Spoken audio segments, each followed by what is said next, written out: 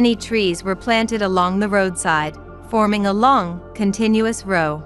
That night, I asked Dad and Kevin to check on you. What? Rebecca adjusted her sunglasses with one hand on the steering wheel.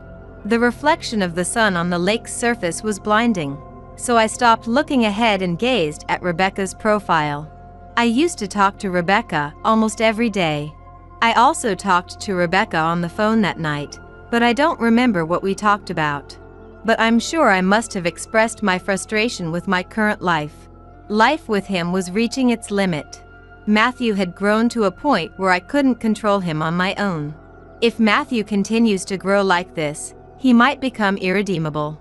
Then, perhaps I confided in Rebecca, who was living abroad and couldn't do anything about it. That day, you didn't seem like yourself. You seemed cornered and helpless. That night, Matthew had injured a kid at school. I was made to realize again how much trouble we were causing others. The sad eyes of the injured boy and the resentful looks from his parents. No one was blaming him. Instead, it felt like I was continuously blaming myself for not raising him properly. It's my fault. Nicole is gone. I have to be Matthew's mother. Mom, you're not his mother! Rebecca kept her eyes on the road as she declared this. Eventually, the car slowly came to a stop, and Rebecca gently placed her hand on mine, which was resting on my lap. You're not Matthew's parent. You don't have to push yourself this hard. But I don't know what to do. I'm sorry, Mom, but I wish you had relied on me more. Even with her sunglasses on, I could tell Rebecca was crying. There's no way I could rely on you. I couldn't. But Rebecca, who was supposed to be working abroad, had dropped everything and come to be with me. I was so happy that I choked up. Thank you. And whispered. It didn't matter where the car was headed anymore. My heart was so full that I felt sleepy and closed my eyes quietly. I found out later that neither Jason nor Kevin knew I was taking care of Matthew all by myself. During the police investigation, Jason said, I thought Kevin was helping. And Kevin, I assumed Dad was with him, explained. Both of them had been avoiding the responsibility of dealing with Matthew, leaving it to each other. Rebecca was apparently furious. After the incident, I started living in the apartment Rebecca had arranged for me. A few months after the incident, when I met Jason and Kevin for the first time in a while, they tearfully expressed their regret. Mary, I'm so sorry. We left Matthew's care all to you. Me too. I should have been a father, but I was stuck grieving for Nicole. I'm really sorry. Their sadness wasn't just from regret. The incident had made it into the local newspapers. Neighbors were interviewed on TV, and our family became the center of attention for a while. The school, considering Matthew's situation, strongly suggested transferring him to a special education class. Jason and Kevin had always been against the idea, but the persuasion from numerous school officials led to the change. At first, Matthew himself was unhappy about being singled out, but now he has adjusted and is living more peacefully than before. Jason and Kevin were sternly advised by their company to pay more attention to their family, and are now almost forced to leave work on time. Matthew wasn't present at this meeting. When I asked about it, Kevin smiled slightly. Nicole's parents moved nearby after the incident. They're taking care of him now. If Kevin and I took care of him alone, it would have been so tough. He would get angry and hit us. We're really grateful to Nicole's parents. They genuinely seemed thankful, but I couldn't help but think that if they'd realized it sooner and helped me, things might have been different. As I was thinking this, Jason and Kevin both apologized again. We're truly sorry. If you ever feel ready, maybe we could try again. I covered my ears at those words. I still didn't have the courage to face Matthew. When I think back to that night, my hands start to tremble. His peaceful sleeping face and the cold feel of the knife. And those young eyes peeking from between Kevin's arms as he tried to protect Matthew. He might not understand yet what I intended to do that night. There was a prolonged silence as everyone seemed to forget how to speak. Rebecca gently placed her hand on my shoulder and stroked it softly. Mom, Dad, and Kevin haven't forgotten all you've done for the family. Take your time. Rest now. Rebecca. Everyone makes mistakes sometimes. What's important is that we learn and grow from them. Don't you think? Encouraged by Rebecca, Jason and Kevin nodded emphatically. Maybe if I had been more open about my struggles with the family from the beginning, things wouldn't have turned out this way. From now on, let's make sure we talk things through properly, not just about Matthew, but about me, and everyone else too. Don't worry, Mom, you can do it. Rebecca's smile was so bright that I couldn't help but smile back. Considering my situation and Matthew's feelings, my sentence was suspended.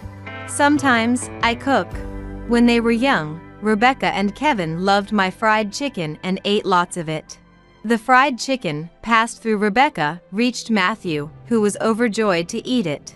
If I try harder, I can see Grandma, right? Now, Matthew is undergoing appropriate rehabilitation under expert guidance so that he can live well despite his physical limitations. He couldn't play sports like other kids or climb stairs as quickly as them. It's those little things that no one notices that I think really hurt Matthew and caused him distress. He is moving forward too. Tomorrow will surely be a better day than today. Life is a battle with difficulties. Everyone faces obstacles and hardships they can't avoid. Getting understanding and cooperation from those around us is not something that's impossible. There are always people who will be on your side, definitely. No matter how much you want to run away, if someone is there to worry with you, that alone could be enough to save you. After finishing the fried chicken and thoroughly cleaning the kitchen with a cloth, I suddenly remember his smile. If he smiles while eating the fried chicken I made, I am happy. Imagining the day we can all live together again, I quietly close my eyes for now. Tomorrow is my brother's funeral, but my husband Joseph said he wouldn't come. Moreover, he even bragged that the barbecue with his colleagues was more important than the funeral. Make sure the house is clean and stock up on beer and snacks for tomorrow. He ordered me, but I had already gone back to my parents' house to prepare for the funeral, so I ignored him. The next morning, the phone rang loudly. Today is the day my colleagues are coming over. Get back here right now. Don't forget the beer and snacks. That unreasonable call came from Joseph. I sighed deeply and replied, Got it. Then I explained the situation, left the funeral, and rushed to the house still in my morning attire. As soon as they saw me, his colleagues were astonished. Immediately, Joseph faced their criticism. My name is Amanda. I'm currently 30 years old and work in an office. I got married at 27, and Joseph had asked me to focus solely on the house once we were married. I had always dreamed of quitting my job when I got married, so I readily agreed and left my company to become a housewife. At first, I dedicated myself to housework from morning till night for Joseph, who worked outside. Joseph also praised my efforts at home. Amanda, it's great to have you at home. I get to eat warm meals and the house is always clean. This is the life I've always dreamed of. Joseph had grown up in a dual-income household and craved the warmth of a home. His mom worked night shifts, so they had a life of constant missed connections. He wasn't particularly close to his dad either, so he moved out after graduating high school and getting a job. Someone should always be at home. Seeing Joseph's happy face every day made me want to do my best for him. But that life didn't last long. Shortly after we got married, we built a big house and bought a car, taking on a huge loan. No matter how many times I look over the budget, we're going to go bankrupt like this. I think I should at least get a part-time job. Joseph had asked me to quit and be a housewife, so I did without much thought, but I started feeling it was too soon. Wanting a more comfortable life, I suggested I get a part-time job. What? Are you saying my income alone isn't enough? Sorry for the low salary. You should try saving more. I casually suggested taking on a part-time job, but it only made him angrier. I tried to explain that I didn't mean it that way, but Joseph's anger didn't subside. Why do I only get one piece of toast for breakfast from you, a housewife? You can't even manage a proper breakfast because you're not a morning person, and you think you can handle a part-time job? If you start working part-time, dinner will quickly become frozen meals. And don't even start talking about sharing household chores equally just because we're a dual-income couple. I'm not doing any housework. I wouldn't say that, and I won't slack off. Joseph compared me to his in-laws. Joseph's mom had a night job and was probably too busy to make Joseph a proper meal. I tried to reassure Joseph to ease his worries. Don't worry, I won't slack off on the housework. Plus, if I work, it will reduce your burden too, and we'll both have an easier time. Joseph thought for a moment and then said, "All right, you can go part-time after you can handle all the housework perfectly. But make sure you save money while doing it." I agreed to his conditions, and our life together started anew with a fresh mindset. Joseph became more meticulous than ever. Hey, the mirror is dirty. You'd be a burden if you went out to work like this. Any small mistake would result in him calling me over for a lecture. Each time, I apologized and tried my best not to repeat the mistake. Hey, I just said to save money, not to make crappy meals. Joseph's tone grew harsher, and he began to be more aggressive towards me. I'm sorry. I'll be more careful. And could you please speak a little more kindly? I wanted the kind Joseph from before to return. But my plea backfired. Huh? You're the one who wanted to go part-time, and now you're complaining about how I'm checking up on you? Are you saying you don't want to go part-time after all? How irresponsible. No, that's not it. I just want you to be more mindful of how you say things. I was frustrated that I couldn't convey my feelings to Joseph. Never mind, forget it. Joseph must be tired from work and didn't have the patience to listen to me.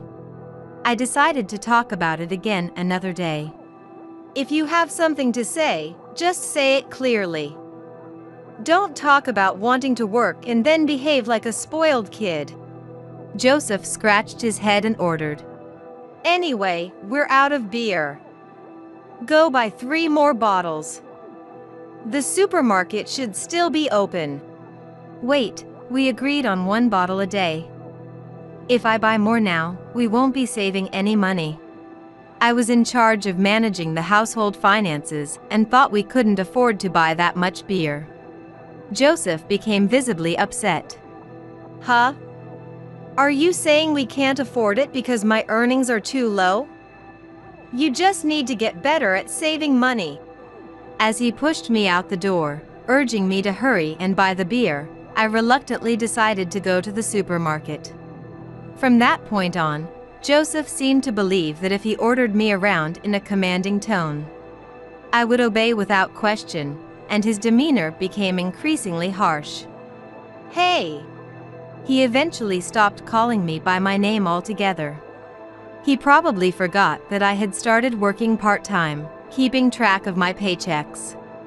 I found myself having to cater to Joseph's moods every day. During this time, I received a call from my parents. It was news that my brother Stephen had passed away.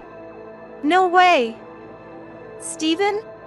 My parents, sobbing, begged me to come home immediately.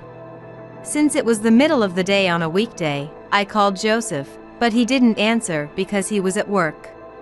So I left a note and prepared dinner for the evening before leaving the house.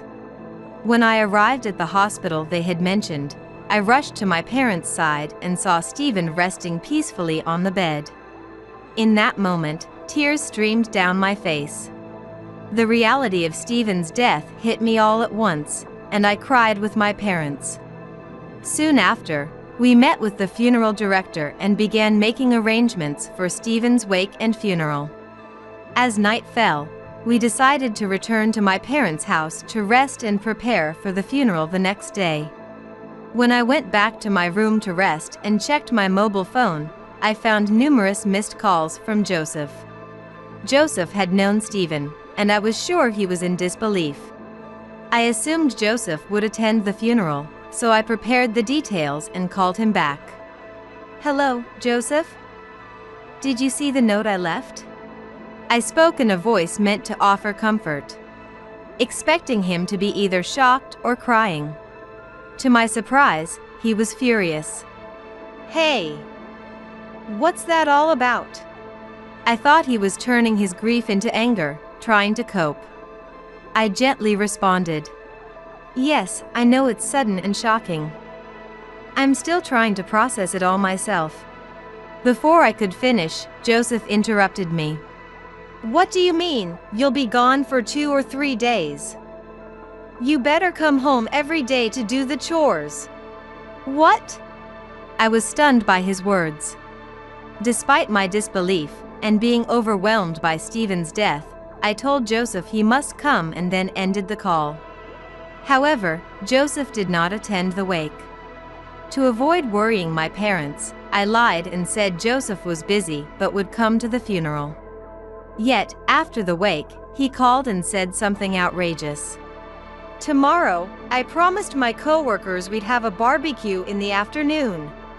How am I supposed to invite them to a dirty house? Get back here and clean now." "What? Tomorrow is Stephen's funeral. You didn't come to the wake, so please attend the funeral." I was shocked that Joseph ignored what I had written in the note about the funeral. When I mentioned the funeral, Joseph sighed. "Really? Building relationships with my coworkers is more important. You're living off me, so you should prioritize household duties over everything. If you don't, I won't be able to advance in my career. Make sure the house is clean and have beer and snacks ready by morning." Without offering any words of sympathy for my loss, Joseph hung up, only thinking of himself. I was deeply disappointed in Joseph's coldness. There was nothing more important to me than Stephen's funeral. I decided to ignore Joseph's orders and did not return home. The next day, I attended the funeral from the morning. My phone kept ringing with calls from Joseph, but I continued to ignore them and focused on mourning Stephen. Then, one of my relatives called out to me. She said my phone had been ringing non-stop in my bag, and I should answer it.